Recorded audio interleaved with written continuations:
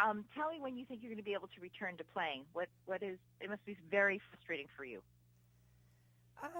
It is frustrating at times, but I'm trying to stay positive, and it's been a really long recovery, a lengthier injury than I anticipated in the beginning. So I'm hoping to get back on the field, doing more lateral movements, doing more running, some more soccer stuff in the coming weeks, and then go from there. It's kind of hard to set a timeline, but it depends how my ankle reacts to more impact.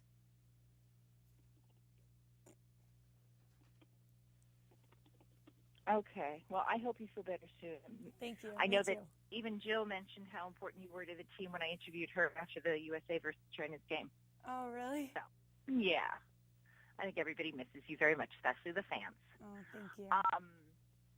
So, one of the questions they had suggested, which is a nice lead-in, is what was it like to participate in the World Cup, to play at such an incredibly high level, sort of the level that dreams are made out of? You want to give me a thought as to what all that was like? Well, there's no bigger stage than the World Cup, and going into my second year at that point with the national team, everything was new to me. I never experienced a journey like that before, and at the end it was definitely heartbreaking coming away with the silver, but at the end of the day we held our heads high, and we're really excited to go into the next World Cup, which is next year. So it's really exciting having the Men's World Cup to build excitement for us, for the fans, and to see all of the celebrations going on to build excitement. And that's one thing that Coca-Cola is doing right now, is building excitement for the World Cup around this FIFA World Cup Trophy Tour, which is in the U.S. now for the next couple of days and hits LA live for the fan celebration and the closing of the World Cup Trophy Tour on April 19th and 20th. Okay, so you've already segued into my next question, which is, do you think that the FIFA World Cup Tour by Coca-Cola is the only way we're going to get the trophy in the USA? Do you think the men can do it? I think the men have been playing some of the best soccer that I've ever seen them play in some of their recent games, and they have a really tough group, but the World Cup is the best of the best, and so you're not going to get an easy match ever. And so for us, building excitement around the FIFA World Cup Trophy Tour and having fans, over 1 million fans throughout the world, be able to be up close and personal with the trophy, it's really exciting for me and for fans to be able to feel a part of this tour with their nation. And for the U.S., I'm really excited to watch their opening match and to see, what kind of team they're going to put out on the field. But I definitely have belief in them, and I'm really excited to see what they can do on the field.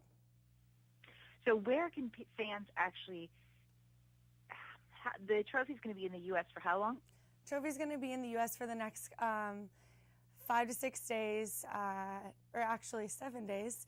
And the fan celebration is actually going to be in LA live. And so if you're going to be in LA on April 19th or 20th, you can text trophy, the word trophy, to 26739 and enter to win tickets for this free event. Okay, very cool. I'm going to be in England, so it won't count for me, but I will let our readers know. Definitely. So tell me, do you think that the excitement in America is building for soccer? Do you think it's growing each year? I think soccer in the U.S. is always growing, and it's definitely catching up with the rest of the world. We're still a little behind, and because we do have plenty of other major league sports who have big success, whereas soccer is the biggest sport around the world and the biggest, the most successful leagues around the world. So you can see that with the success of the men's team, it's definitely helping build that excitement for soccer. And with the success the women's team had for so long and up till now, there's always going to be that excitement around soccer and that growth and that development starting at that youth age. But I'm excited. It's a great time to be involved with soccer because you can see the change that it's having in the U.S. and the fact that we are catching up with the rest of the world, and the fact that, I'm fine with saying that I think that the U.S. men's team is playing some of the best soccer that I've ever seen them play. So it's really great for fans to be able to recognize that and support them going into the World Cup and afterwards as well.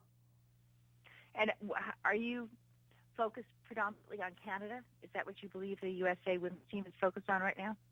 Oh, right now, yeah, we have our sights set on Canada for sure. I mean, we need to qualify first, and so we're definitely not going to take that for granted. We're not going to look past that at all, and so that's going to be in Mexico in October, and we're looking forward to that. And all of our preparation up till now and leading up to qualifiers is to secure us a spot in the World Cup in Canada.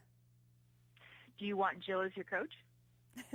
Jill is a great coach, and I had the pleasure of working with her mostly during the World Cup, not as much during the Olympics, but she's really approachable and she's great with communication, and she's a female that we can relate to. She's been in and around the game and the college game, the international game for so long. So I think that U.S. Soccer has made it clear that she's a great candidate, but